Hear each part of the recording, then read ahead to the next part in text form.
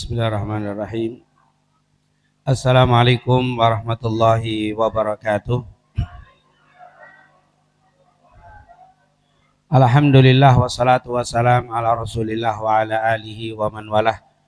Rabbi syrah li sadri wa yassir li amri wa hlul 'uqdatam min lisani yafqahu qawli. Subhanaka la ilma lana illa ma 'allamtana innaka antal alimul hakim. Amma ba'd. Segala puja dan puji kepada Allah, salawat serta salam kepada junjungan kita Nabi Muhammad sallallahu alaihi wasallam, para keluarga, sahabat, tabi'in, serta seluruh umatnya selalu beristiqomah mengikuti sunnah-sunnahnya hingga yaumul qiyamah. Alhamdulillah, setelah kita mendirikan salat maghrib secara berjamaah, semoga semua yang telah kita lakukan mendapatkan keridhaan dan keberkahan dari Allah Subhanahu wa taala. Amin ya rabbal alamin. Kembali di kesempatan yang mulia ini yang sudah kita jadwalkan di pekan pertama di hari Kamis malam Jumat ini, kita bersama-sama membaca hadis-hadis Nabi Muhammad sallallahu alaihi wasallam. Semoga apa yang kita pelajari, apa yang kita baca ini menambah kecintaan kita kepada Rasulullah sallallahu alaihi wasallam. Amin ya rabbal alamin. Pada kesempatan kali ini kita akan membaca hadis dari kitab Min Kunuzis Sunnah, al-hadits tsalits wa tsalasun, yaitu hadis ke-33, Haqiqatul Iflas, dengan judul Haqiqatul Iflas, sehakikatnya orang yang bangkrut, orang yang pailit. Di sini berbicara tentang siapa sih orang yang pailit itu, siapa sih orang yang bangkrut itu.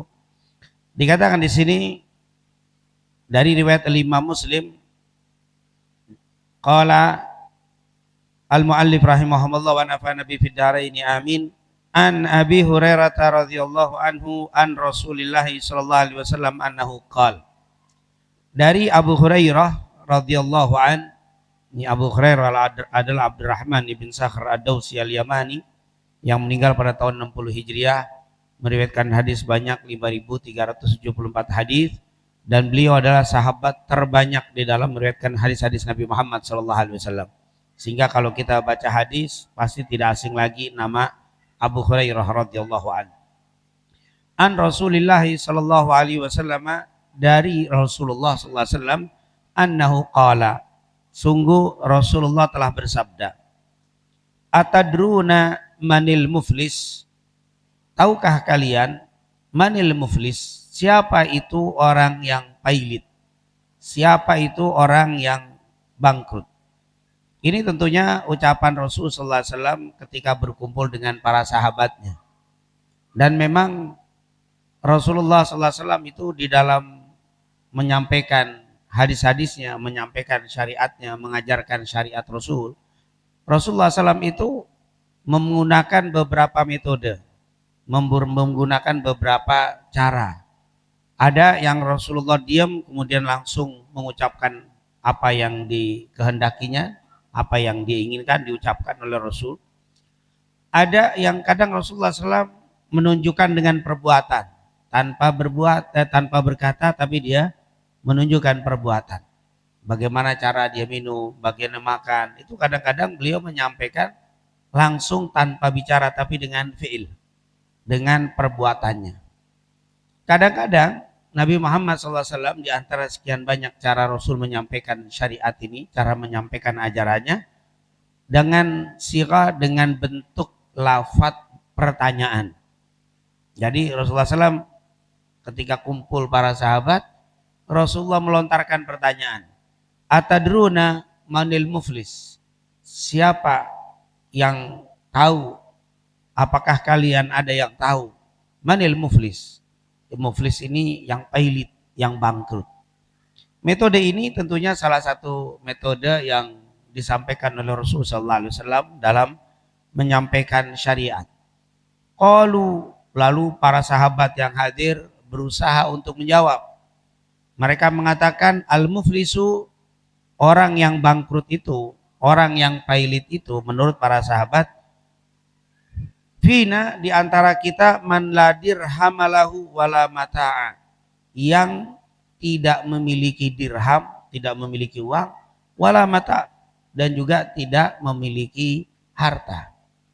Jadi mereka bilang dia orang yang bangkrut, ya yang nggak memiliki uang, tidak memiliki rupiah, tidak memiliki dolar, tidak memiliki harta, tidak memiliki apapun, itu orang bangkrut, pailit, orang yang apa kalau bahasa sekarang ini sudah terpuruk habis, sudah nggak punya apa-apa, itulah orang yang bangkrut, itulah muflis.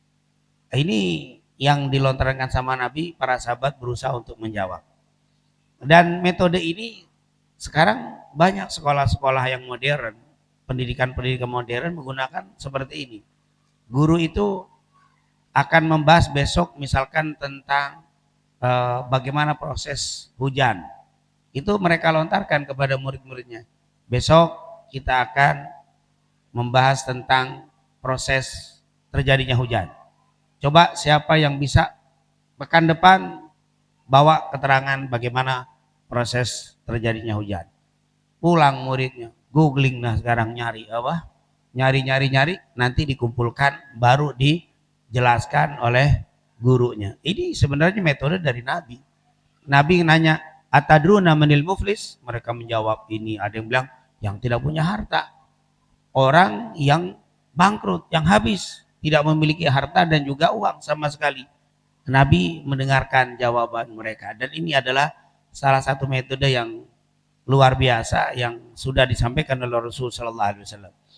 Dan ini juga kata para ulama membuat orang berpikir apa yang akan dijelaskan oleh gurunya. Jadi sebelum dijelaskan sama guru sudah dipikir oleh karena ini akan lebih mudah membenahi, lebih mudah untuk membetulkan pemikiran yang dia pahami tentang materi tadi. Terus yang kedua, fungsinya ini juga membuat yang akan mendengar itu terjaga. Betul-betul siap untuk mendengarkan apa sih? Karena dimulai dengan pertanyaan sehingga setiap orang itu akan berpikir. Saat berpikir baru Nabi memberikan penjelasan.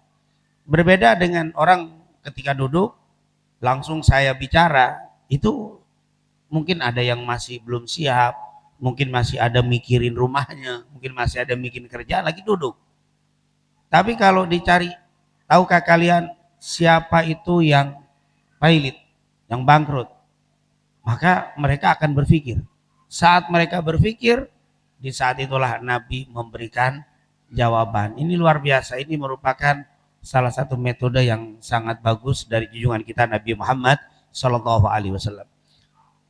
Mereka menjawab, al-muflisu fina man la dirhama wala mata'a. Orang yang bangkrut di antara kami adalah yang tidak punya harta dan tidak punya uang sama sekali. Faqala Nabi sallallahu alaihi wasallam, maka Nabi menjawab apa yang beliau tanya. Tentunya pertanyaan seorang guru bukan pertanyaan yang tidak tahu. Seorang murid kalau bertanya sama guru merupakan pertanyaan yang tidak tahu dan ingin tahu. Tapi kalau pertanyaan seorang guru kepada murid adalah pertanyaan untuk mengetahui apakah pemahaman muridnya betul apa tidak. Kalau bahasa sekarang ngetes, kalau bahasa sekarang menguji. Nah tentunya bagi seorang guru tidak mengapa untuk memberikan pertanyaan ujian. Tapi seorang murid tidak boleh menanyakan pertanyaan ujian. Ngetes guru itu tidak boleh. Tapi kalau murid dites, ditanya sama guru dengan pertanyaan yang menguji boleh. Supaya guru bisa menjelaskan, oh ini ternyata belum paham. Oh ini sudah paham. Oh ternyata pelajaran yang saya sampaikan terlalu tinggi. Oh ini terlalu rendah. Jadi guru itu boleh dan ini merupakan apa yang diajarkan di dalam Islam. Tapi seorang murid tidak boleh nanya guru dengan tujuan ngetes guru. Siapa Anda ngetes apa? Guru. Nah ini tidak diperbolehkan. Nah di sini pertanyaan ini Rasulullah sudah tahu jawabannya, bukan pertanyaan yang tidak tahu. Karena ini pertanyaan seorang guru kepada murid, pertanyaan Rasul kepada para sahabat. Maka mereka menjawab, oh orang bangkrut itu yang nggak punya harta, nggak punya uang. Maka Nabi menjawab. Rasulullah tidak menyalahkan jawaban mereka, tapi memberikan definisi menurut versi agama. Kalau sahabat tadi memberikan definisi menurut versi dunia. Karena orang yang bangkrut, pailit adalah orang yang tidak punya harta, tidak punya uang, tidak punya apapun. Ya betul, secara versi dunia. Tapi Nabi ternyata ingin memberikan versi akhirat. Orang yang bangkrut menurut versi agama. Orang yang bangkrut nanti di yaumil kiamah, bukan di dunia. Nah, ini tentunya penjelasan Nabi kita Nabi Muhammad SAW. Tentunya Rasul tidak menyalahkan jawaban para sahabatnya, karena para sahabat menjawab dari versi dunianya, tapi Nabi menginginkan versi akhiratnya. Dan apa jawab Rasul SAW?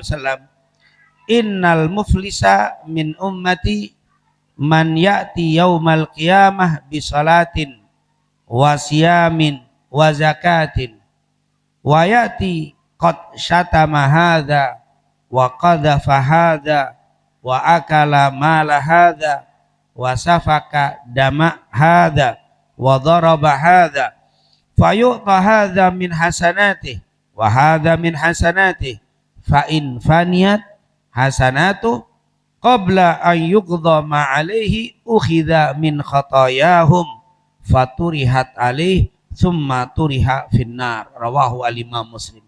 Ini jawaban Nabi kita Nabi Muhammad SAW. Jadi inilah kebijaksanaan Rasulullah SAW luar biasa. Rasulullah itu tidak mudah menyalahkan orang. Apalagi muridnya tadi sudah berusaha untuk berpikir menjawab pertanyaan Nabi. Nabi itu pandai menghargai usaha orang. Nabi nggak bilang salah, Anda bagaimana ini pertanyaan jawabannya seperti ini. Maka saya nanya masalah urusan dunia, saya nggak perlu urusan dunia, saya pengen nggak begitu Nabi. Nabi membiarkan, tapi Nabi membenarkan. Kenapa? Kalian menjawab itu dari versi dunia, yang saya inginkan dari versi akhiratnya. Nah ini tentunya ini merupakan sikap Rasulullah yang harus kita tiru. Kalau ada orang sudah berusaha menjalankan apa yang kita perintahkan, walaupun mungkin tidak pas dan tidak sesuai dengan keinginan kita, tapi dia sudah berusaha, hargai usahanya itu. Walaupun tidak dibenarkan, tapi tetap harus dihargai.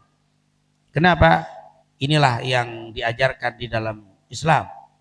Wa qul malu fasayarallahu a'malakum. Berbuatlah kamu, Allah akan melihat perbuatanmu. Adapun hasilnya Allah yang menentukan. Ini merupakan kemahabijaksanaan Allah. Allah melihat usaha kita, bukan melihat hasilnya. Jujur kalau kita lihat oleh Allah, amal kita dilihat karena hasilnya atau hasilnya saja yang dilihat, jangan-jangan kita nggak ada yang lolos. Kita disuruh sholat khusyuk. Allah katakan qad aflaha al-mu'minun alladzina hum fi salatihim khashi'un. Beruntunglah orang mukmin yang di dalam sholatnya khusyuk. Tapi ternyata kita udah berapa kali berusaha khusyuk, tapi apa? Susah khusyuknya. Tapi alhamdulillah Allah tidak melihat hasil, tapi Allah melihat ikhtiar kita. Kita berusaha maksimal, kita datang ke masjid, kita sholat berjamaah, kita berwudu, kita beramal soleh. Itu ikhtiar kita. Allah melihat ikhtiar kita. Masalah hasilnya serahkan kepada Allah, dan Allah selalu menghargai orang yang sudah berikhtiar. Rasulullah menghargai itu. Pertanyaannya walaupun tidak tepat yang diinginkan Nabi, tapi Nabi tidak menghilangkan usaha mereka. Rasulullah mengatakan itu betul, tapi dari sisi dunia. Yang saya tanyakan adalah urusan akhirat. Maka Nabi menjawab, orang yang pailit, al-muflis, orang yang bangkrut. Siapa itu? Innal muflisa, sesungguhnya benar-benar orang yang bangkrut itu, yang pailit itu, min ummati, dari golongan umatku. Jadi Nabi tidak berbicara umat-umat di luar Rasul sallallahu alaihi wasallam, atau tidak berbicara dari golongan jin yang digolongkan dari umatku. Kenapa? Karena ini pembicaraan kita tujukan pertama untuk kita. Begitulah yang diajarkan Rasul. Usahakanlah kalau kita berbicara, selalu berbicara tentang hal-hal yang berkaitan dengan kita. Jangan terlalu berbicara yang tidak ada hubungan dengan kita, atau berbicara yang tidak ada kaitan sama kita. Maka usahakan berbicara dengan apa yang berhubungan dan berkaitan dengan kita. Rasul pernah bilang, min husni islamil mar'i tarkuhu ma la ya'ni. Dari kesempurnaan iman seseorang, dia meninggalkan perkara-perkara yang tidak ada urusan dengannya. Kita jangan terlalu, kalau orang sekarang kepo, urusan orang aja diurusin.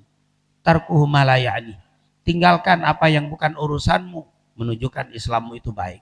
Min husni islamil mar'i tarkuhu ma la ya'ni.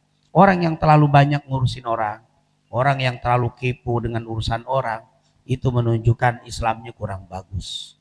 Tetangga dibicarain, keluarga fulan dibahas, kerjaan fulan dibahas. Kenapa?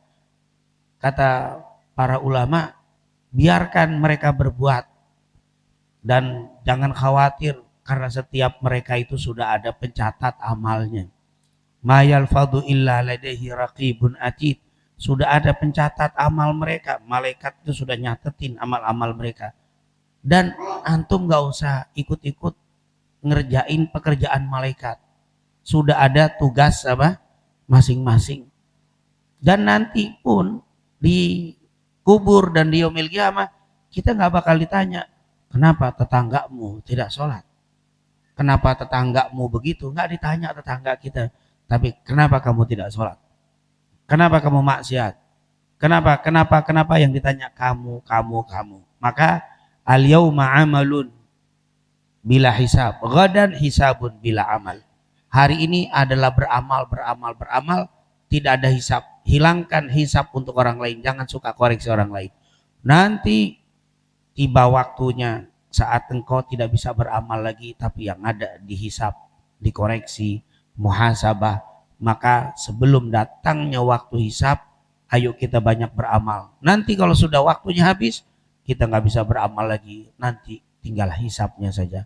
Nah kalau sekarang menghisab terus, ngoreksi orang terus, ngomenin orang terus, akhirnya waktu habis, nggak sempat kita beramal. Oleh karena itu, tidak usah ngoreksi orang lain, biarkan mereka melakukan apapun yang mereka lakukan.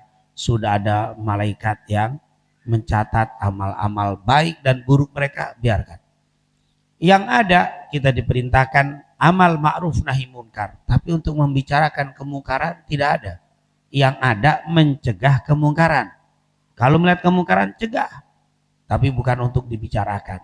Nah ini yang menjadi musibah ini, kadang-kadang kita berat untuk mencegah kemungkaran, tapi enak kayak makanan yang paling lezat kalau ngomongin kemungkaran orang. Waliyadzubillah.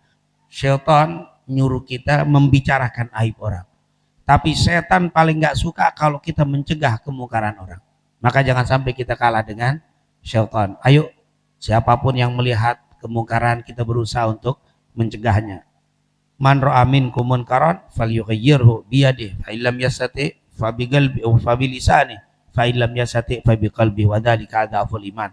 Rubah kemungkaran dengan kekuatan kita, kalau nggak mampu dengan lisan kita, kalau nggak mampu dengan hati kita, dan itu adalah iman yang paling lemah. Tapi stop, jangan membicarakan kemungkaran orang, karena itu bukan hal yang dianjurkan, justru itu akan menjadi sebab yang mengotori hati-hati kita semua, yang disebut dengan ghibah. Rasul pernah ditanya, ya Rasulullah, saya membicarakan aib fulan dan fulan memang betul melakukan itu. Justru kalau dia benar melakukan itu namanya ghibah, yang dilarang, yang dikatakan wala yaghtab ba'dukum ba'dha ayuhibbu ahadukum ayyakula lam akhihi maitan fakarihtumu. Kalau engkau membicarakan aib orang, engkau seperti makan daging saudaramu yang sudah mati. Tapi kalau engkau bicarakan aib orang itu dan itu tidak benar, sungguh engkau telah fitnah, ini lebih besar lagi. Maka ini yang dijelaskan oleh Nabi kita Nabi Muhammad Sallallahu Alaihi Wasallam. Jadi Rasulullah membicarakan tentang ummati. Innal muflisa min ummati. Orang yang bangkrut dari umatku. Ini menunjukkan Nabi ingin mengajarkan kepada kita bicara yang berhubungan dengan kita.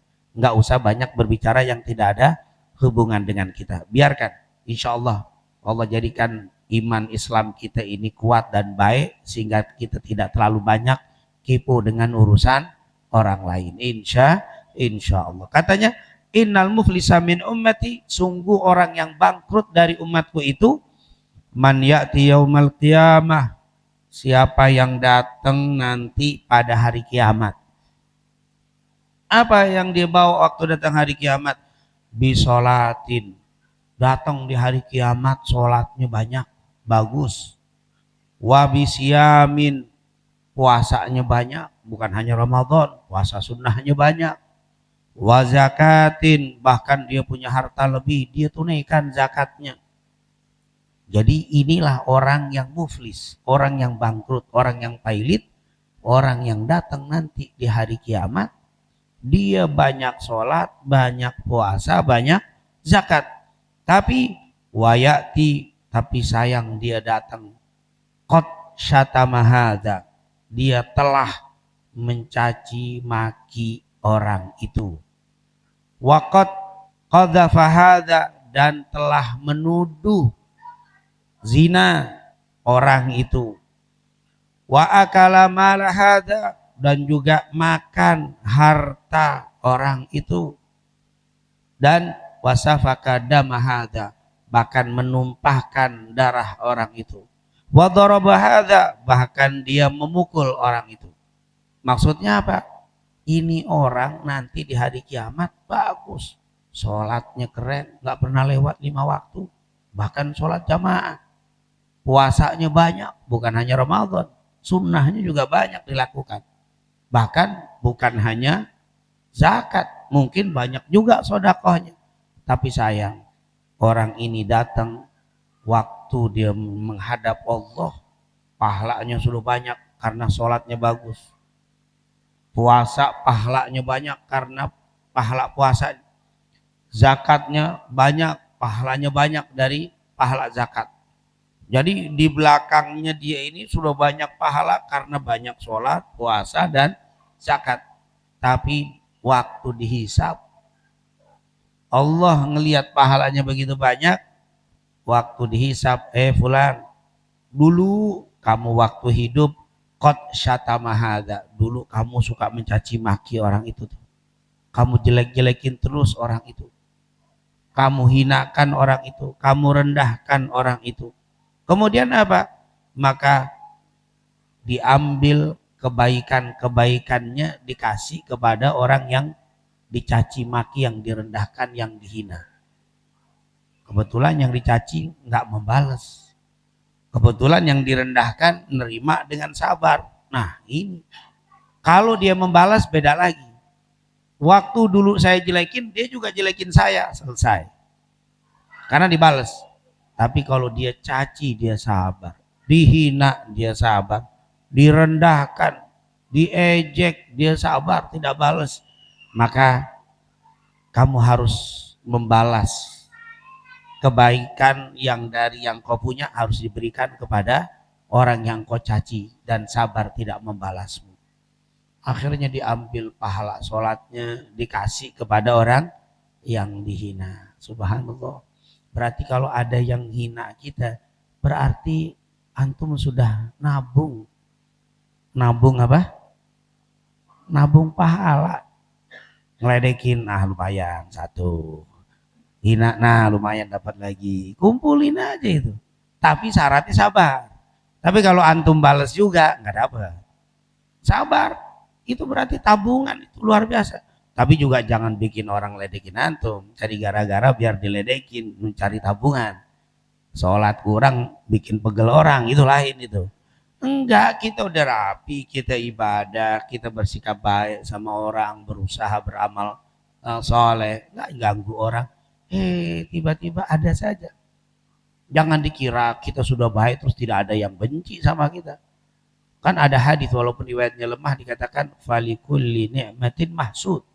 Setiap orang punya nikmat mesti ada yang hasud. Setiap orang yang punya nikmat. Kalau antum kita nggak mau dihasutin sama orang, jangan jadi orang kaya. Jadilah orang termiskin, insya Allah nggak ada yang hasud. Kalau orang kaya mesti ada yang hasud. Yang kurang hartanya, mulai itu. Kalau antum nggak mau dihasutin orang, jangan jadi pejabat. Karena orang punya jabatan mesti ada yang hasud. Kalau antum nggak mau dihasutin orang, jangan jadi orang alim, jadi orang bodoh. Insya Allah nggak ada yang hasud. Siapa yang mau hasud sama orang bodoh? Enak banget ya, bodoh banget tuh orang, nggak ada. Justru kalau kita mulai pinter, alim, mulai itu ada yang hasut. Ulama banyak yang hasut, tapi orang bodoh nggak ada yang hasut sama orang bodoh. Kalau mau nggak ada yang hasutin, jadi orang jelek. Kalau antum ganteng, mesti ada yang hasut juga. Tapi kalau jelek, insya Allah kagak ada. Berarti kalau antum nggak mau hasut, nggak ada yang mau dihasutin, nggak ada yang mau iri sama kita, nggak punya apa-apaan. Ketika ada yang hasad sama kita, iri sama kita, berarti antum punya kelebihan. Hasut dari apa? Dibilang saya bodoh, saya dijelek-jelekin. Nah berarti antum nih ada nilai lebih nih. Baik ilmunya, baik perbuatan. Jadi ketika kita ada orang yang hasad dengan kita, berarti kita itu punya nilai lebih. Berarti kita punya nilai plus di hadapan orang itu. Sehingga diiri dengan kita. Dan ketahuilah, ketika kita sudah berbuat baik, sudah beramal soleh, tidak ganggu orang, ada yang ngejekin kita. Kita dibilang bodoh lah, kita dibilang maksiat, macam-macam. Padahal kita tidak melakukan itu. Maka ketika kita sabar menerima cacian, ejekan, hinaan dari orang tadi, kita sabar, itu sebenarnya tabungan akhirat itu. Nanti di yaumil qiyamah, kebaikan orang-orang yang mencaci tadi akan diberikan kepada orang yang dicaci. Wa qadhafa hadza, qadhaf ini biasanya digunakan untuk menuduh zina.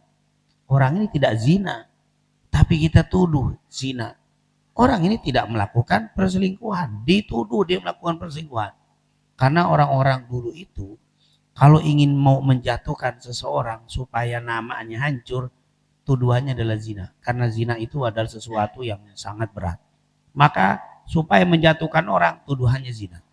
Ini kan berat, makanya kalau orang menuduh mencuri, saksinya 2, potong tangan.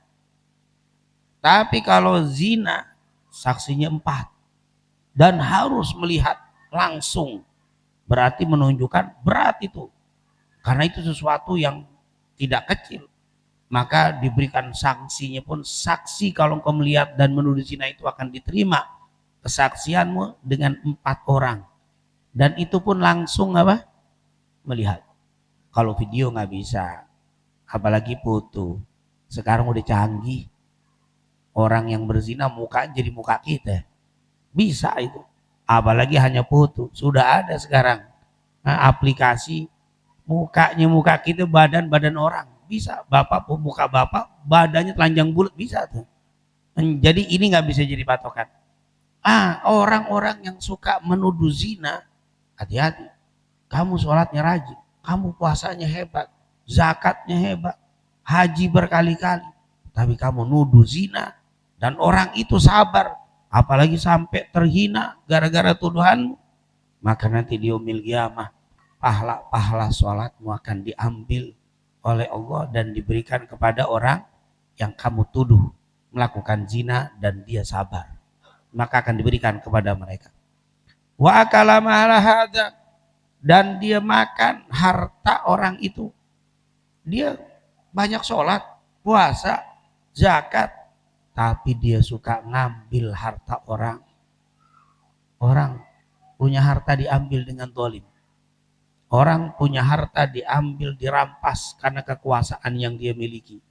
Maka nanti di yaumil qiyamah, pahala sholatnya dikasih kepada orang yang diambil hartanya.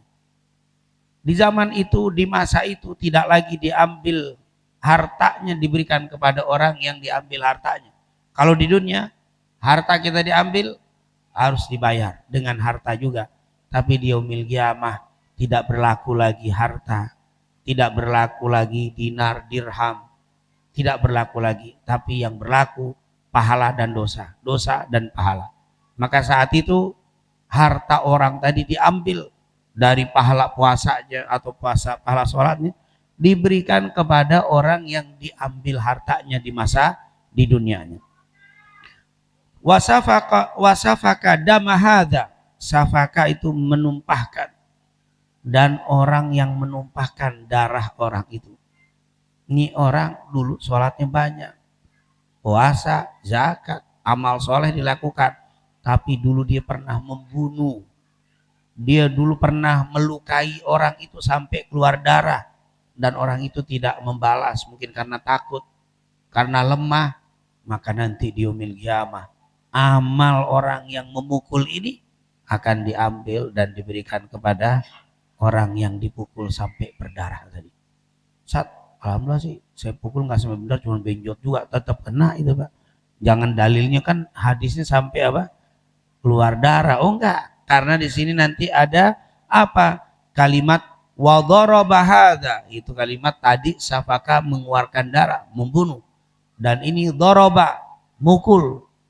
Wa daraba hadza, dulu orang ini mukulin ini. Orang ini dulu ngebukin fulan.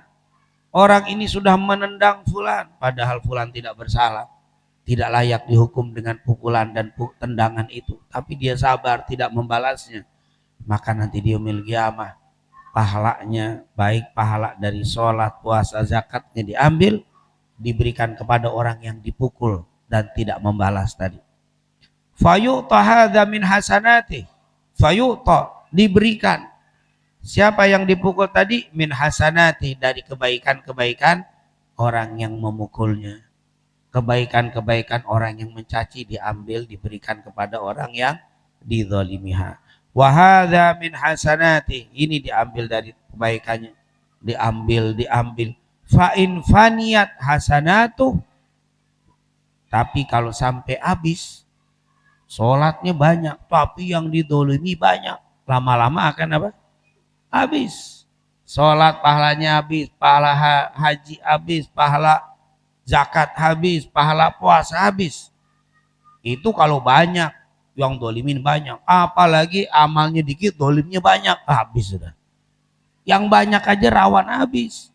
Apalagi yang amalnya sedikit, nyaci maki orang, merendahkan orang, mendolimi orang, memukul orang, membunuh orang, ngambil hak orang lain, menuduh zina orang. Wah, ini sangat rawan sekali kebaikannya. Dan kalau habis, fa in faniyat hasanatuh, dan kalau sudah habis kebaikannya, qabla an yuqda ma alaih, sementara masih ada yang belum diselesaikan, setelah dibagi-bagi, ada lagi, sudah habis, pahalanya habis semuanya, orang yang tadi sudah habis, nongol lagi. Saya, ya Allah, kenapa? Dulu dia pernah nabok saya, nah ini kena lagi. Pas mau diambil kebaikannya apa? Tidak ada, habis semuanya, udah dibagiin kepada orang itu semua. Kan nggak mungkin orang ini nggak dibales, karena sudah ditabok sama orang ini, padahal dia tidak bersalah sama sekali. Apa? Ukhidha, akan diambil min khotoyahum, dari kesalahan mereka. Kesalahan orang yang ditabok tadi, diambil kesalahannya. Faturihat alaih, lalu dilemparkan, disematkan, ditempelkan, diberikan kepada orang tadi. Yang tadinya pahala habis, sekarang dapat lemparan apa? Dosa. Orang tadi yang ditabok itu kan mungkin punya dosa. Dosanya diambil, dikasih ke dia. Subhanallah, diambil. Jadi yang tadinya dosanya ketutup dengan kebaikannya, sekarang kebaikannya habis, tinggal dosanya. Kan gak mungkin dosanya mau dikasih yang ditabok. Menang 2 kali dia. Udah di dunia nabok, di akhirat dikasih dosa. Gak mungkin. Justru yang ditabok itu diambil dosanya. Subhanallah. Jadi kalau ada di antara orang ini, di antara kita yang didolimi orang, selain bakal dapat kebaikan, kalau yang dolimin kita orangnya rajin ibadah, orangnya rajin ke masjid, tapi dolimin saya, berarti antum dapat pahala tuh, ntar tuh dapat transferan dari apa? Dari orang yang nyakitin antum tuh. Kalau dia baik, tapi yang dolimin saya kagak pernah ke masjid, kagak pernah puasa, muslim, tapi nggak pernah beramal soleh, jangan khawatir, dosamu bakal apa? Dikuras, dosamu bakal diambil. Maka ketika ada yang mendolimi kita, orang-orang yang rajin ibadah, ya lumayan dah, nambah-nambahin pahala nanti di hari kiamat. Tapi kalau yang dolimin kita orang yang nggak ibadah, ya lumayan juga sih ngurangin dosa. Jadi nggak ada, ya Allah, ngurangin dosa. Apalagi dolimnya megelin, wow banyak banget megelin, wah itu makin gede dosa kita. Dosa kita banyak, ini lumayan nih menjadi pembersih apa? Pembersih dosa-dosa kita. Maka ukhidha min khatayahum faturihat alih. Setelah diambil dosanya dikasih ke orang ini, yang ini lagi diambil dosanya dikasih, diambil dosanya, yang tadinya banyak pahala sholatnya, banyak pahala puasanya, banyak pahala zakatnya, tidak tersisa pahala-pahala semuanya, tinggal dosa. Dan ditambah dengan dosa orang yang dizalimi, akhirnya begitu banyak dosa-dosanya. Dan berakhir, summa turiha finnar. Akhirnya orang itu dilemparkan ke neraka. Subhanallah. Inilah yang kata Nabi muflis. Inilah yang dikatakan bangkrut. Inilah yang dikatakan pailit. Kenapa? Dari pahala yang banyak sampai habis malah dengan masuknya dosa orang-orang lain kepada dirinya karena kedzaliman yang dilakukan saat di dunia, maka dia menjadi orang yang bangkrut. Bukan hanya nol, bukan lagi nol. Kalau nol dosanya habis, pahalanya habis. Nah itu nol, bukan bangkrut itu. Tapi kalau bangkrut dosanya habis, dosanya orang itu dibalikin ke sini, pahalanya diambil, bukannya pahalanya nambah tapi malah selesai. Pahalanya habis, dosanya bertambah. Yang tadinya nggak ada dosa, malah menjadi banyak dosanya. Subhanallah. Inilah kata Nabi Muhammad SAW, al-muflis. Ini tentunya pelajaran yang luar biasa dari junjungan kita Nabi Muhammad SAW. Maka ini tentunya nasihat yang pertama bagi orang yang suka berlaku dolim, hati-hati. Seandainya Anda ahli ibadah saja bisa jadi bangkrut. Kalau Anda sering melakukan kedoliman di sana sini, semakin banyak orang yang didolimi, semakin rawan Anda menjadi orang bangkrut. Walaupun Anda banyak ibadah, walaupun waktu-waktu Anda semua diisi dengan ibadah, tapi kalau Anda zalim, maka akan menjadi bangkrut nanti di yaumil qiyamah. Apalagi melakukan berbagai macam kezaliman, ibadahnya nggak ada. Bukan bangkrut itu namanya. Hancur sehancur-hancurnya. Seandainya ahli ibadah saja hancur, apalagi tidak ibadah. Nasihat kedua, al-madlum, bagi orang yang terzalimi, hendaklah bersabar.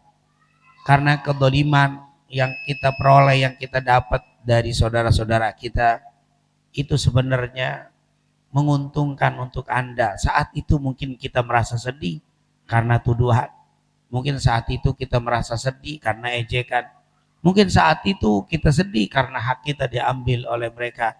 Tapi sebenarnya nanti di yaumil qiyamah Anda akan menjadi orang yang beruntung. Kenapa? Pahala Anda akan bertambah.